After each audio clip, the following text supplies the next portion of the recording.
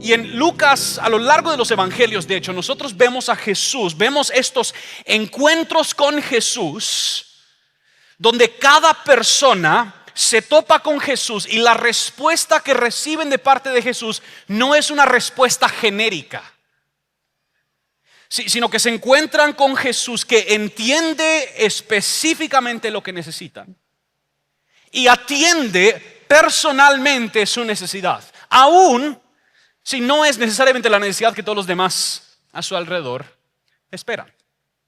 Y hoy vemos tres personajes que tienen un encuentro con Jesús. Vemos primero a un hombre lleno de lepra, que nosotros podríamos decir que es el pináculo de ser marginado, avergonzado, y cómo Jesús responde en purificación y limpieza al avergonzado. Vemos al paralítico, que Dios responde en perdón para sus pecados. Y luego vemos a los fariseos y los maestros, a quienes Dios responde en confrontación, invitándoles a someterse a su autoridad. Estos pueden ser como tres espejos en los que nosotros nos podemos mirar. Así que empecemos viendo cómo es que Jesús limpia al avergonzado. Versículo 2, estando Jesús en una de las ciudades, había ahí un hombre, Lucas es médico, entonces si él usa términos médicos, lleno de lepra. Y cuando vio a Jesús, cayó sobre su rostro y le rogó: Señor, si quieres, puedes limpiarme. Lleno de lepra indica una condición muy avanzada, visible, obvia la enfermedad. Probablemente era una expresión grave dentro del espectro de enfermedades cutáneas de las que hace referencia Levítico capítulo 13 y 14. Los leprosos eran considerados ritualmente impuros y estaban excluidos, marginados socialmente. Según Levítico 13, ellos tenían que vivir fuera del campamento principal y al entrar ellos tenían que declarar su impureza para que nadie más se contagiara o se contaminara de su enfermedad. Ahora, seguramente habían razones higiénicas por las que ellos tenían que hacer esto, pero no podemos ignorar que estas reglas se habían vuelto aspectos de la cultura donde ellos eran excluidos, marginados, avergonzados y sufrieron de un ostracismo social. Las personas con enfermedades contagiosas como lepra eran las personas más marginadas, menospreciadas y avergonzadas. Y acercarse entonces a Jesús era un enorme riesgo.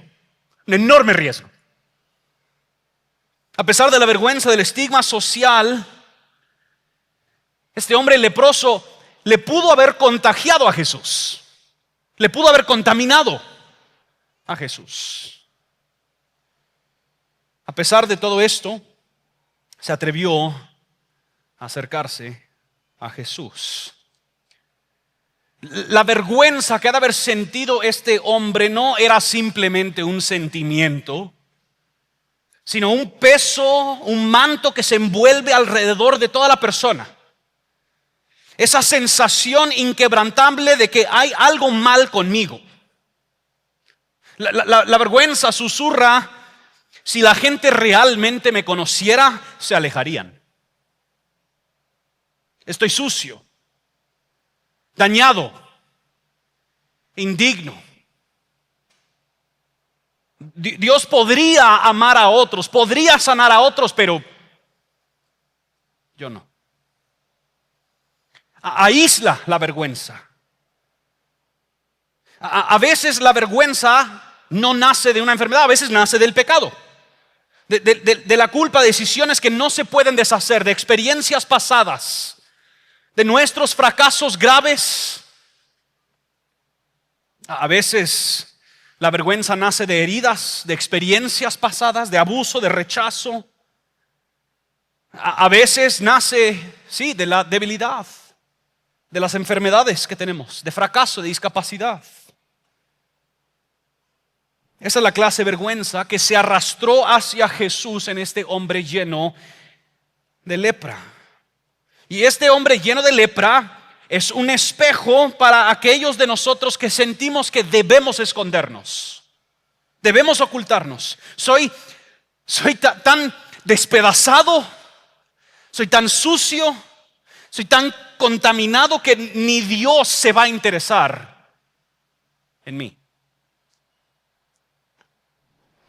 Pero por unos breves momentos, este hombre cae con su rostro en la tierra ante Cristo, probablemente porque es la única postura adecuada cuando tu mera presencia contamina un lugar. Y noten lo que dice este hombre: Señor, si quieres, puedes limpiarme. Señor, si quieres, puedes limpiarme. No le dice a Jesús qué hacer. No demanda sanidad, no empieza a negociar. No procura apelar a las cosas buenas que Él ha hecho. Mira, Jesús, yo sé que andas sanando a gente. Déjame presentarte mi currículum. O, mira, si tú me sanas va a ser una buena inversión. Voy a ser misionero a África. Sáname. Cae sobre su rostro una postura de gran humildad y sumisión y ruega: si tú quieres, puedes limpiarme. Ahora, ese si quieres no se refiere a los deseos de Jesús, se refiere a su voluntad. Podríamos traducirlo, si la palabra en español existiera: si tú volunteas. Lo estoy inventando, no se preocupen, sé que soy gringo, pero estoy inventando la palabra, ¿verdad? Si es tu voluntad, puedes limpiarme. Esto es una distinción muy importante, porque la fe verdadera no es simplemente creer que Dios puede hacer algo, sino también es la sumisión a la voluntad de Dios, de si es su voluntad hacerlo. La fe verdadera no es simplemente creer que Dios puede hacer algo, es también la sumisión a la sabiduría de Dios en si Él va o no a hacerlo. La fe verdadera, por supuesto, reconoce el poder de Dios en llevar a cabo los milagros, pero no solo reconoce su poder, más bien reconoce su sabiduría en determinar qué milagros va a hacer en qué momento. Muchas personas han vuelto la fe como esa monedita mágica que va a activar el poder de Dios.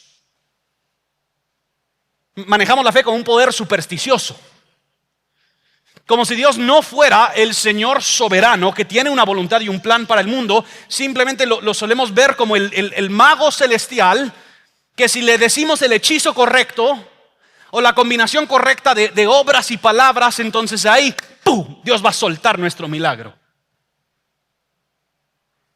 O si así tuvimos esa experiencia de piel de gallina, y ahí sí ya tuve fe, entonces ahora sí Dios va a obrar. Este hombre obviamente tiene la capacidad, tiene fe en la capacidad de Jesús. Él cree que Jesús puede limpiarlo, pero su fe va más allá de eso. Su fe está en la sabiduría de Dios en decidir sanarlo o no. Eso es muy diferente, muy diferente. Uno confía en el poder de Dios, otro confía en el carácter de Dios. Uno confía en la capacidad de Dios, otro confía en su sabiduría, en que sus planes, por más que me esté afectando estas circunstancias presentes, prefiero, a pesar del dolor que yo pueda seguir teniendo, prefiero que se haga tu voluntad a que se haga la mía. Si tú quieres, si tú volunteas, si es tu voluntad, puedes limpiarme. Y nota el versículo 13. Extendiendo Jesús la mano, lo tocó, diciendo: volunteo, quiero, es mi voluntad, sé limpio. Es un momento escandalosísimo.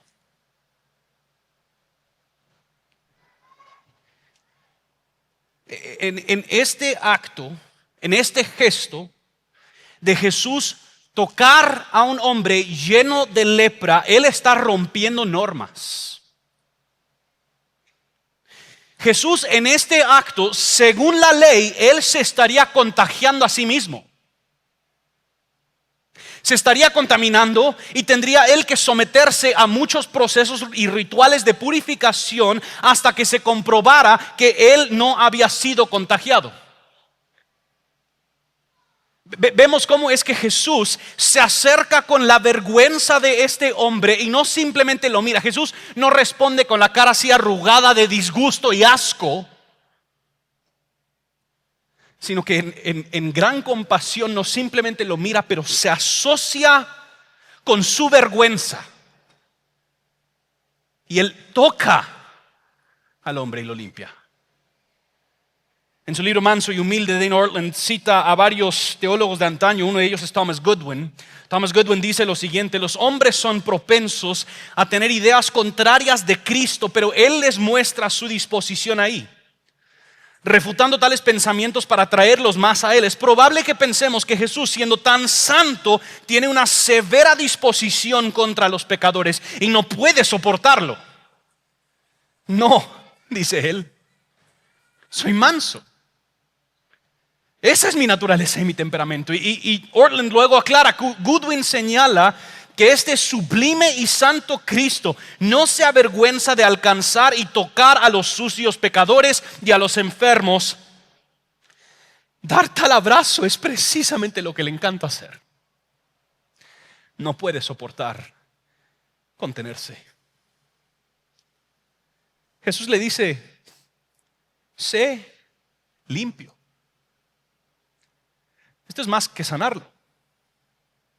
Es asociarse con su vergüenza para así remover todo motivo de su vergüenza. Es Jesús cargar con su enfermedad. Y al tocarlo, en vez de que Jesús fuese contagiado por su pecaminosidad, por su enfermedad, por su contaminación, el hombre es transformado y limpiado por la pureza de su Señor Jesucristo. Que puesto de otra manera, lo que hemos dicho en múltiples ocasiones, donde el pecado abunda, la gracia sobreabunda. Entonces Cristo está asociándose para así remover todo motivo de vergüenza. Y no hay nada ni nadie tan corrompido, tan quebrantado, que está demasiado lejos del toque sanador y limpiador de Jesús. Versículo 14 al 16. Y Él mandó que no se lo dijera a nadie. Ahora, Jesús anda diciendo esto, ¿verdad? Y nosotros pensamos: Jesús, pero ¿por qué no querés que les diga a nadie? No es eso todo el punto. Bueno, ya hemos visto, las multitudes empiezan a abrumar. Entonces, a lo largo del libro de Juan, Jesús le dice a la gente: la hora no ha llegado, la hora no ha llegado, la hora no ha llegado. Hasta que al fin dice: la hora ha llegado. Habrá un momento cuando la multitud cumplirá su propósito. Pero mientras tanto Jesús está diciendo: deténse, deténse. No le hacen caso, van y le dicen a todos de todos modos. Pero Jesús le manda a que él vaya al templo y que él haga todos los rituales de purificación. Porque por más que él ha sido limpiado, él sabe que ese ostracismo social solo tendrá que comprobarse mediante los sacerdotes. Entonces lo manda para que él haga esos rituales y así será de nuevo aceptado en la comunidad. Jesús se acerca a cada corazón con lo que más necesita. Y el hombre lleno de lepra recibió restauración en compasión a su vergüenza. Noten el segundo personaje. El segundo arquetipo es cómo Jesús perdona al pecador. Versículo 17. Y un día que él estaba enseñando, estaban ahí sentados algunos fariseos y maestros de la ley. Es la primera vez que aparecen los fariseos y maestros de la ley en el libro de Lucas. Van a ser importantes a lo largo del tramo del libro. Que habían venido de todas las aldeas de Galilea, de Judea y de Jerusalén. Y el poder del Señor estaba con él para sanar. Y unos hombres trajeron en una camilla a un hombre que estaba paralítico. y trataban de meterlo y ponerlo delante de Jesús. No hallando cómo introducirlo debido a la multitud, subieron a la azotea y lo bajaron con la camilla a través del techo, poniéndolo en medio delante de Jesús. Al ver Jesús la fe de ellos, dijo: hombre, tus pecados te son perdonados. Estos fariseos y maestros son el tercer grupo del cual hablaremos en unos momentos, pero ellos son los auditores teológicos. Han escuchado que anda este tal Jesús por todos los pueblos predicando, enseñando, y ellos van a asegurar que este man que se ha planteado como rabí no diga nada fuera del control y del sistema que ellos han establecido. Entonces ellos llegan para vigilar. A ver, Jesucito, ¿qué vas a decir? Y este hombre paralítico tiene unos amigos así, pilas pues, buzos, sabiendo de su gran necesidad, o por lo menos lo que ellos suponían ser su gran necesidad. Y ellos van a extremos para colocar a este amigo ante Jesús. Jesús estaba en una casa relativamente normal, pero con mucha gente adentro. Y estaban las personas escuchando a Jesús, los fariseos y maestros ahí presentes, y con eso los amigos se acercan, no encuentran cómo entrar, entonces se suben a la azotea de la casa y empiezan a remover el techo para bajarle una camilla. Ahora, Lucas se ha contextualizado para su amigo Teófilo, hablando de una azotea y de los azulejos y lo demás, pero esto hubiera sido un techo de paja. Entonces Jesús está enseñando, y mientras que va enseñando de repente empieza a caer paja. O sea, ¿se imaginan pues? Todos ahí escuchando. En nuestra comunidad misional se reúne cada 15. Tenemos, yo creo que la misma cantidad de niños que adultos, y no sé cómo los niños como que se duplican cada vez que tenemos reunión, ¿verdad? Entonces estamos a media lección y un niño entra gritando, otro entra así sangrado, todos sudados, y uno así muy espiritual, ¿verdad? Pero pongamos atención, o sea, tanta distracción, ¿verdad? Pero se imaginan en este momento, o sea, Jesús está enseñando ante esta casa y de repente empieza a caer las hojas, ¿verdad? Y de repente, o sea, esta camilla, o sea, yo ni sé cómo recuperas la atención de la gente después de todo eso. Baja esta camilla ante Jesús. Y dice Lucas, en versículo 20, al ver la fe de ellos. No sabemos mucho acerca de este hombre paralítico ni de sus amigos. Lo único que podemos decir con certeza es que ellos de verdad creyeron que Dios estaba obrando mediante la persona y las enseñanzas de este Cristo. Sabemos más adelante que Jesús conoce los razonamientos de los pensamientos del corazón de la gente. Jesús no simplemente está diciendo: ala, ustedes qué buzos, sino que entendiendo lo que motivó que ellos actuaran, era una creencia, una confianza profunda en que este hombre está haciendo algo distinto y diferente. Nosotros nos vamos a asociar con él. Y después de toda la bulla, después de que entra la camilla, las 6 palabras que rompen el silencio son probablemente las palabras más hermosas que ese paralítico había escuchado en su vida. Hombre, tus pecados te son perdonados. Ahora, ¿por qué digo que estas son las palabras más hermosas que ha de haber escuchado? Pues porque estoy plenamente convencido que Jesús se acerca a cada corazón con lo que más necesita. Nosotros leemos esta historia y pensamos: no, hombre, Jesús,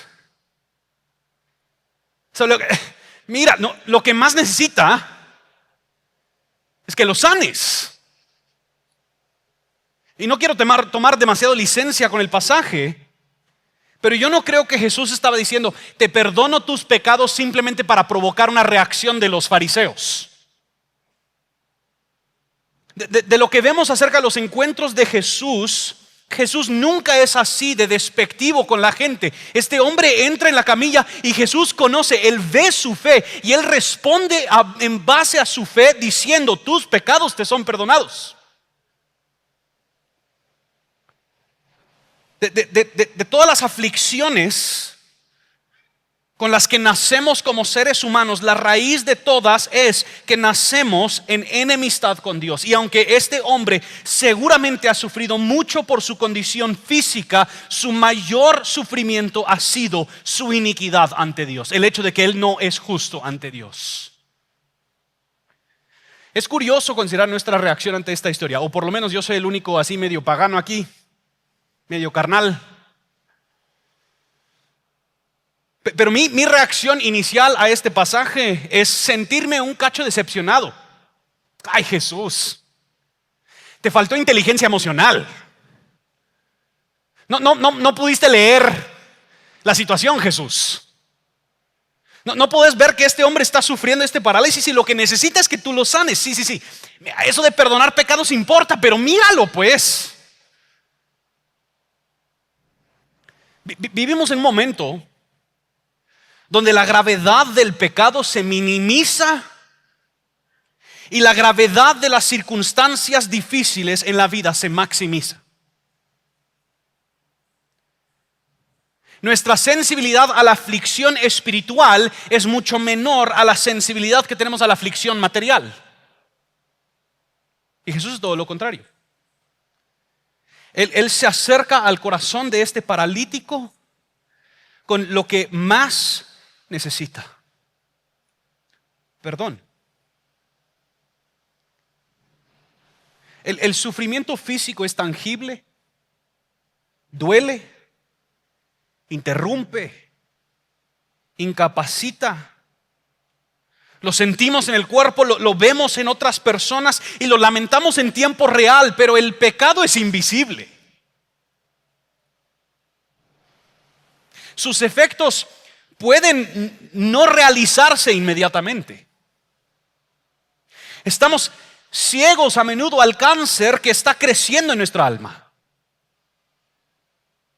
Lo podemos esconder detrás de capas de conductas buenas, o tratamos el pecado como si simplemente fuese una debilidad moral y no un veneno mortal. Lo vemos como un tropiezo, no como rebeldía. Pero la verdadera tragedia no es simplemente que minimicemos el pecado, sino que olvidamos la pureza y perfección de contra quien nosotros hemos pecado. Cuando perdemos de vista la santidad de Dios, su pureza absoluta, su perfección ardiente, su aborrecimiento del mal, naturalmente vamos a minimizar el pecado. Si Dios simplemente es un abuelito amable, así buena onda, o una fuerza cósmica distante, entonces nuestro pecado parece no tan urgente, quizás importante, pero no tan urgente. Pero Jesús no se apresura a sanar el cuerpo del paralítico, aunque eso es lo que todos pueden ver. Él aborda su mayor necesidad y en un instante lo hace justo ante Dios. Hasta que no recuperemos una visión adecuada de la santidad de Dios y por lo tanto nuestra pecaminosidad, malinterpretaremos la urgencia de nuestra propia necesidad.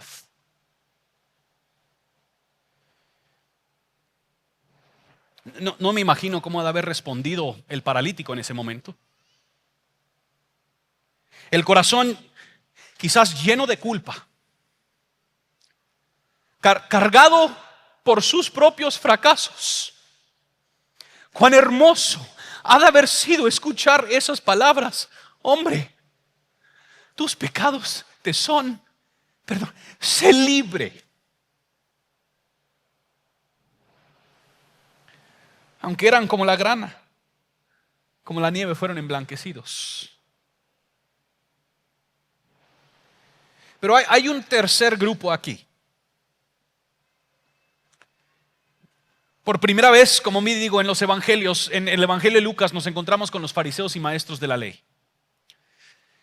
Y a este grupo luché toda la semana con qué nombre le vamos a poner. Entonces, yo sé que es medio inventada, tranquilos pues, sé que es medio inventada, pero vamos a poner los autojustos. Autojustos no es una palabra en español, pastor, ya sé, ¿verdad? En inglés decimos self-righteous, moralista, legalista, ¿verdad?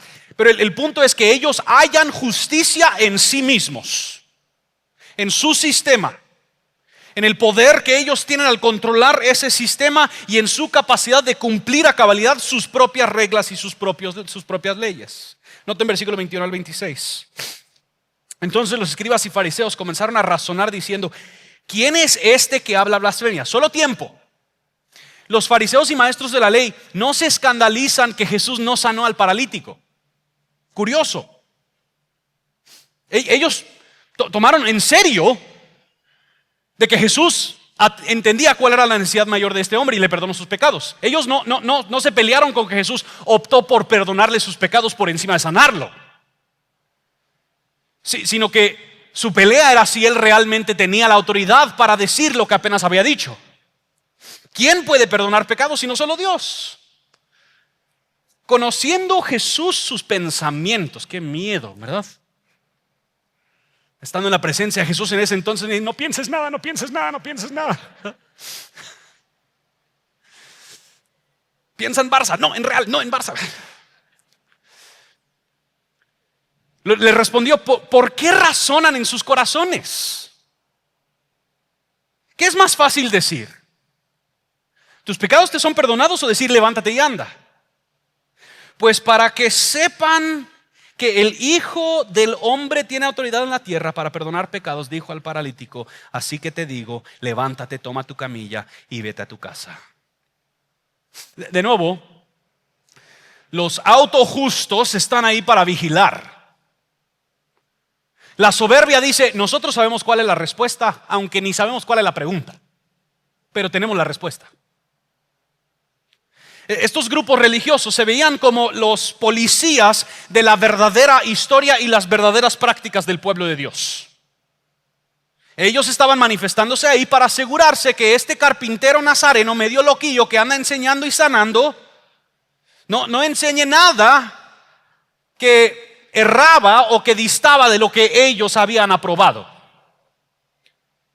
Entonces, cuando Jesús ofrece perdón de pecados, estos hombres autojustos están auditando cada una de sus palabras y ellos concluyen, en base a su propio entendimiento de las cosas, que Él no puede perdonar pecados.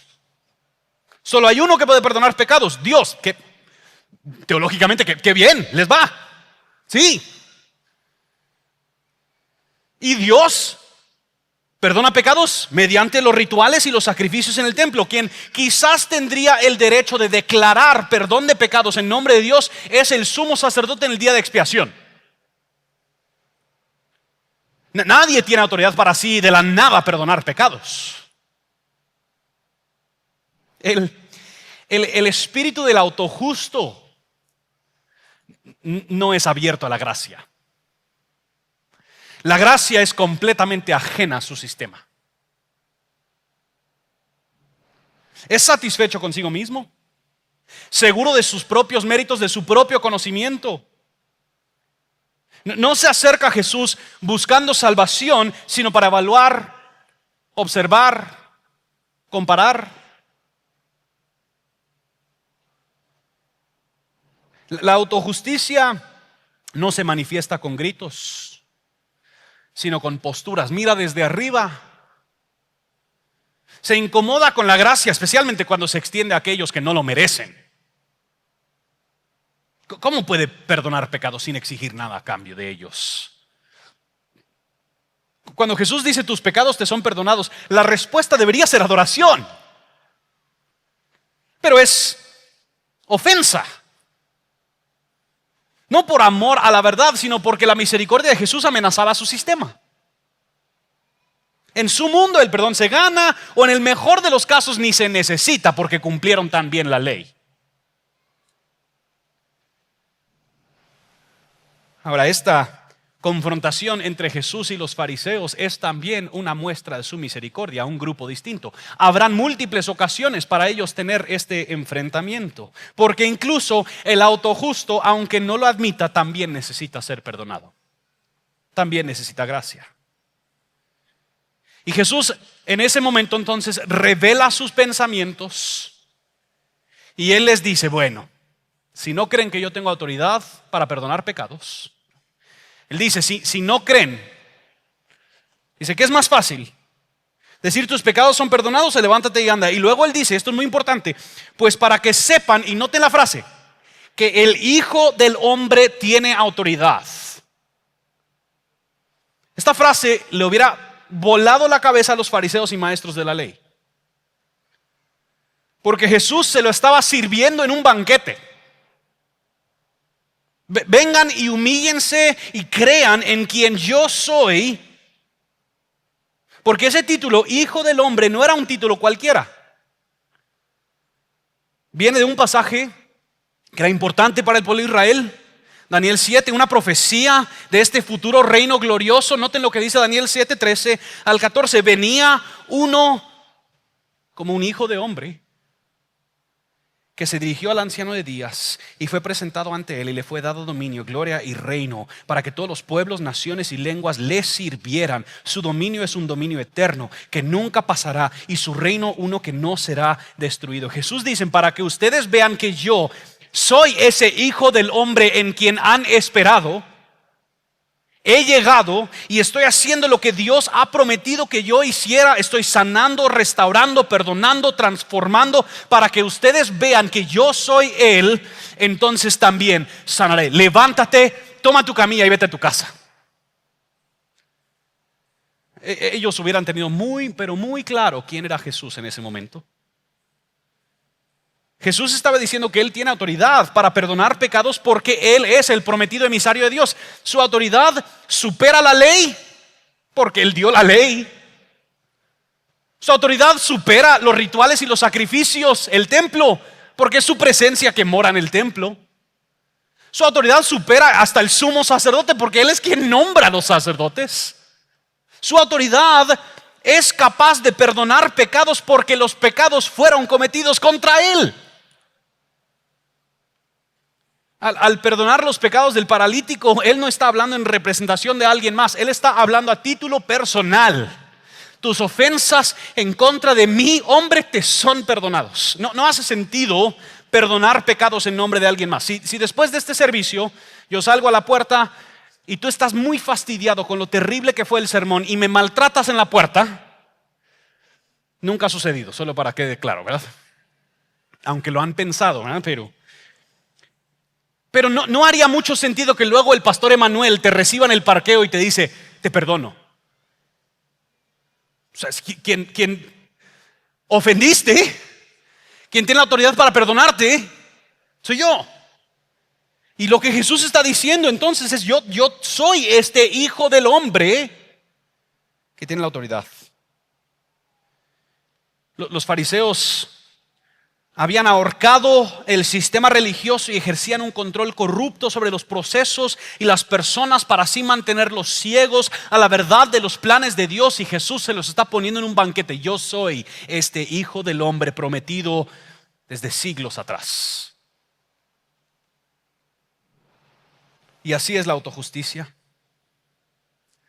La autojusticia se aferra a un sistema que nos hace sentir en control de las cosas. Nos hace creer que si somos lo suficientemente buenos y cumplimos las reglas y nos comparamos favorablemente con otros que son peores, entonces estamos bien. Podemos mantenernos en una posición de superioridad, auditando y vigilando a los demás, nunca teniendo que nosotros humillarnos y pedir perdón. Jesús no se acerca para mejorar tu sistema de justicia. Él no viene simplemente para sumarte unos puntos a tu cuenta.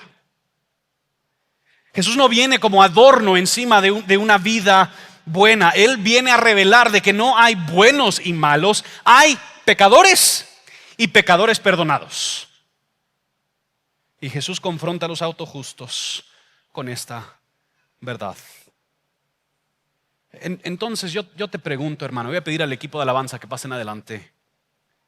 Te pregunto, hermano y hermana, si hoy se acercara Jesús contigo, si tuvieras tú un encuentro personal con Él, ¿cómo luce esa conversación?